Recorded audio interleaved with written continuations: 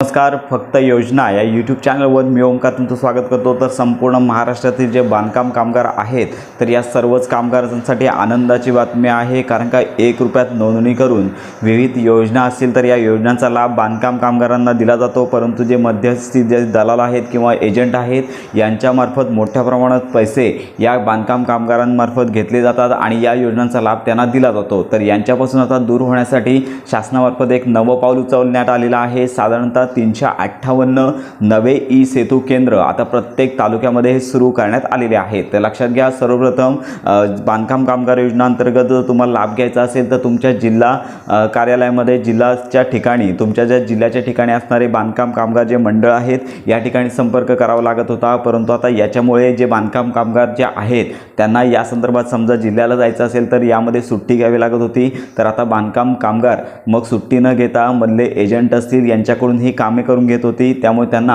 अधिक पैसे द्यावे लागत होते. तर आता यांच्यापासून दूर होण्यासाठी किंवा यांचा जे एजंट आहेत किंवा दलाल आहेत यांना आळा बसण्यासाठी शासनातर्फे प्रत्येक तालुक्यामध्ये ई सेतू केंद्र जे आहेत ते सुरू करण्यात आलेले आहेत. तर या सेतू केंद्रामध्ये एक माहिती पुस्तिका तयार, तर या माहिती पुस्तिकेमध्ये बांधकाम कामगार संदर्भात ज्या योजना आहेत, सर्व ज्या योजना आहेत तर या योजनांची माहिती तुम्हाला या माहिती पुस्तिकेत पाहायला मिळेल. तर सध्या 304 ऑनलाईन ई सेतू केंद्र उपलब्ध करून देण्यात आले आहेत. अजून काही ई सेतू केंद्र बाकी आहेत. तर लक्षात घ्या, तुम्हाला जर हे ई सेतू केंद्र जर खोलायचे असेल तर याच्या संदर्भात अधिकृत माहिती तुमच्या जवळच्या असणाऱ्या बांधकाम कामगार मंडळामार्फत तुम्हाला घेता येईल. तर लक्षात घ्या, आता यापुढे तुम्हाला जिल्ह्याच्या ठिकाणी जायची गरज नाही आहे.